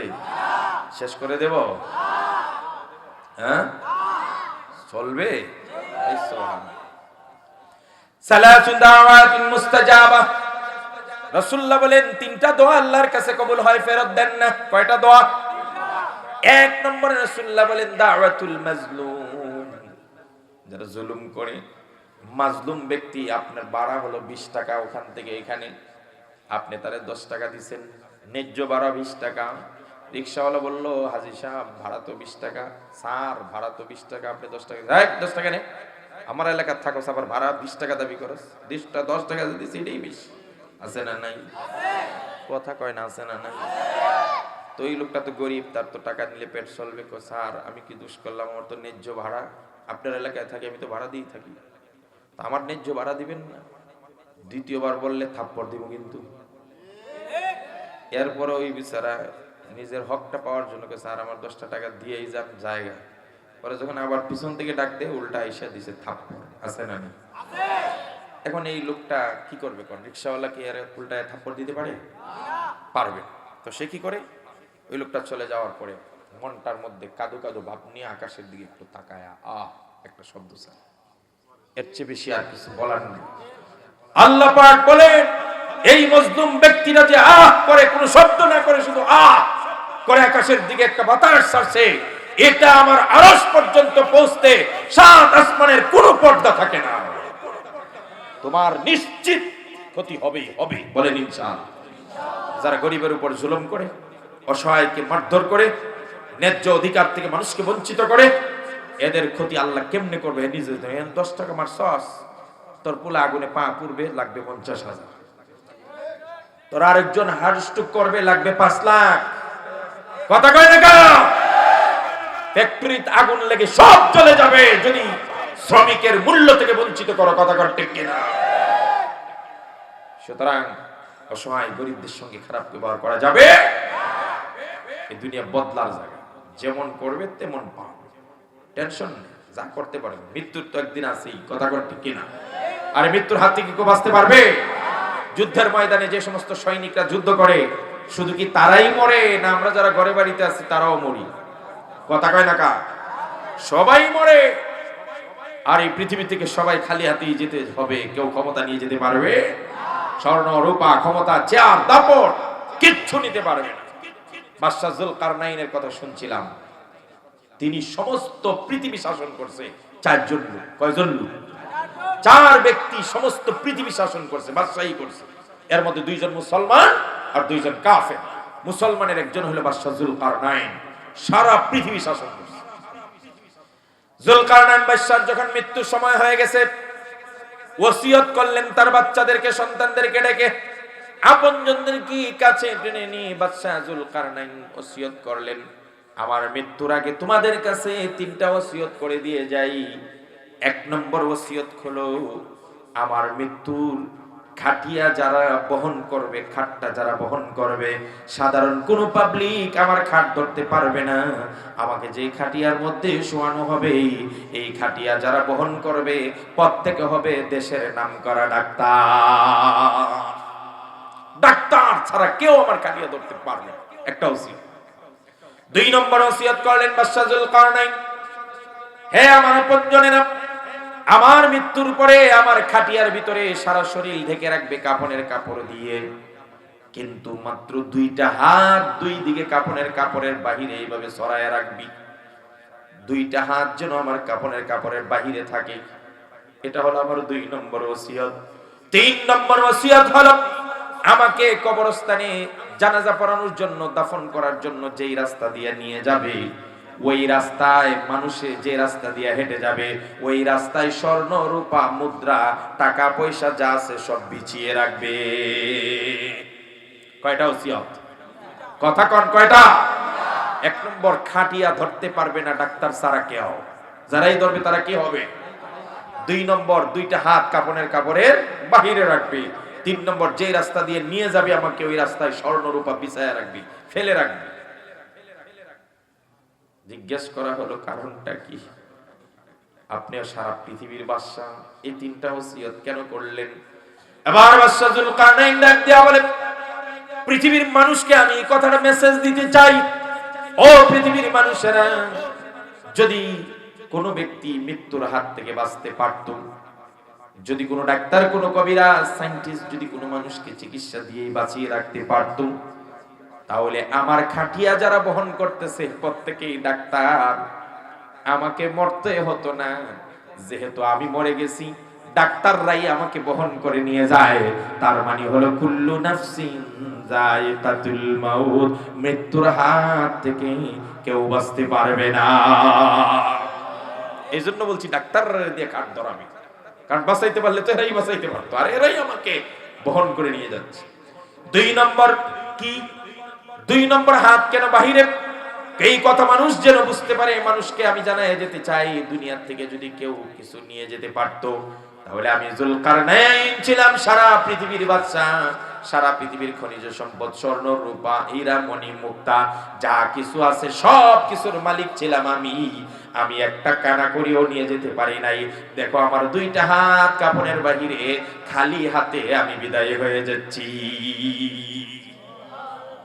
এই জন্য হাত খালি রাখবে। আর 3 নম্বর হলো স্বর্ণ মুদ্রা টাকা পয়সা যে বিছিয়ে রাখবে, এর আরেকটা কারণ হলো দুনিয়ার মানুষেরই আজকের টাকা পয়সা স্বর্ণ মুদ্রা দুনিয়ার চাকচিক্য যা কিছু দেখো, মৃত্যুর পরে একটা কানাকড়ির মালিকও তুমি আর থাকবে না। এই জন্য স্বর্ণরূপা বিছানো, এই জন্য ক্ষমতা, দাপট, অহংকার, জুলুম, অত্যাচার বন্ধ করে দেয়, কারণ একদিন শেষ হবে। কথা ঠিক কি না? আল্লাহ আমাদেরকে বুঝার তৌফিক দেন, বলেন আমিন। বলছিলাম মা কয়টা কষ্ট করে? 3টা। ওই বিচারের কথা বলি শেষ করছি, 12টা হয়ে যাচ্ছে। তো ছেলে বউয়ের কথায় বাবাকে খাসা আছে না, খাসা ছিলেন তো, যে পিছনে আমরা ঘাস কাটার জন্য একটা খাসা বানাই, ওই খাসার মধ্যে বাবাকে উঠাইয়া গলা ঝুলাইছে, সুন্দর করে বাবাকে সাজাইছে একেবারে পোশাক পরাইয়া। এখন বাবাকে নিয়ে যখন রওনা হবে, তার ছেলে যে আছে নাতি, নাতি ডাক দিয়া বলে বাবা তুমি দাদাকে নিয়ে কোথায় যাও? এখন কি বলবে ছেলেরে? তোর দাদারে ফেলে দিয়ে আসি, কথা বলবে? মিথ্যা কথা বলে, বলে তোর দাদাকে নিয়ে বেড়াইতে যাই। ছেলে তো বুঝে, আধুনিক জমানার পোলাপান, মাঝে কোন কানে কানে কি বলে গুনগুন করে সবই তো বুঝে। এবার ছোট্ট ছেলেটা ডাক দিয়া বলে বাবা তোমার বাবাকে কোথায় নিয়ে যাবে এটা তোমার ব্যাপার, কারণ অধিকারটা তোমার, আমার কিছু বলার নাই। কারণ বাবা তোমার তাকে বেড়াইতে নাও আর যেথায় খুশি সেথায় নাও, আমার কোনো আপত্তি নাই, কিছু বলার নাই। তবে শুধুমাত্র একটা দাবি করি, বাবা গো তুমি তোমার বাবাকে যেখানেই রাখতে যাবে, বেড়াইতে যাবে, আসার সময় যে খাসাটা দিয়ে তোমার বাবাকে নিয়ে যাবে, ওই খাসাটা আবার সাথে করে নিয়ে আসবে। এবার বাবা থমকে দাঁড়াইছে। ছেলে কয় কি? জিজ্ঞেস করলো তোমার দাদাকে রেখে আসবো, এতে তোমার কোনো আপত্তি নাই, কিন্তু খাসা আনবাই 10 টাকা 20 টাকার খাসা কেন? এবার ছোট্ট ছেলেটা ডাক দিয়া বলে কোরআনে কারীমে আল্লাহ রাব্বুল আলামিন বলেছেন জাযাউস সাইয়্যাতি সাইয়্যাতুম বিমিসলিহা, যেমন কর্ম তেমন ফল, অন্যায়ের সাথে অন্যায় আচরণই হবে। বাবা গো আজকে তোমাকে আমি অনেক শ্রদ্ধা করি, কিন্তু তুমি যদি তোমার বাবাকে খাসায় করে জঙ্গলে ফেলে দিয়ে আসো, এমন একদিন হবে আমার ভালোবাসা তোমার প্রতি থাকবে না। আল্লাহ যেহেতু বলছে খারাপের সাথে খারাপ, আমাকেও একদিন আমি বড় হব, আমাকেও একটা বিয়ে করাবে, আমারও বউ হবে সুন্দরী বউ, আমারও বউ তোমার, তুমি যখন বুড়া হয়ে যাবে কানের মধ্যে গুনগুন করবে, আর তোমার যন্ত্রণা সহ্য না করতে পেরে একটা দিন আমাকে তোমাকে ফেলে দিতে হতে পারে। বাবা গো ওই দিন যদি আমার তোমাকে ফেলে দিতে হয়, নতুন করে আর খাসা যেন না কিনতে হয়, তোমার বাবাকে যেই খাসা দিয়ে ফেলে দিছো একই খাসা দিয়ে আমিও যেন তোমাকে ফেলে দিতে পারি। সোজা হয়ে গেছে, কানে ধরলাম রে বাবা, আর করবো, আমি তোর দাদারে ফেলতে রাজি। এই জন্য শাশুড়ি মা বৌমার সাথে হিংসা করেন না, বৌমা শাশুড়ি মার সাথে বেয়াদবি করেন না। দুনিয়া বদলার জায়গা, যে যেমন করবে তেমনটা পাবেই পাবে, কথা বলতে কেনা। এজন্য আমরা সবাই মা বাবার সঙ্গে ভালো ব্যবহার করবো তো ইনশাআল্লাহ। আরে আবু হুরায়রা রাদিয়াল্লাহু তাআলা, কথাটা বলে শেষ করছি, 12টা হয়ে গেছে, এরপরে আর কথা বলা যাবে না। আবু হুরায়রা সব সময় রাসূলুল্লাহর দরবারে পড়ে থাকেন, ইসলাম গ্রহণ করেছে হাদিস শোনার জন্য সব সময় মসজিদে নববী। একদিন মার বাড়িতে যাইতে আবু হুরায়রা দেরি হয়ে গেছে, মা রাগায় গেছে, এই কোথায় ছিলি? মুহাম্মদের দরবারে। মুহাম্মদের দরবার থেকে তুই এত দেরি করে আসস, মুহাম্মদ কি, তার ইসলাম কেন গ্রহণ করতে হবে? রাগায় আবু হুরায়রাকে গলা ধাক্কা দিয়ে বাড়ি থেকে বের করে দিয়েছে, যা বের হ।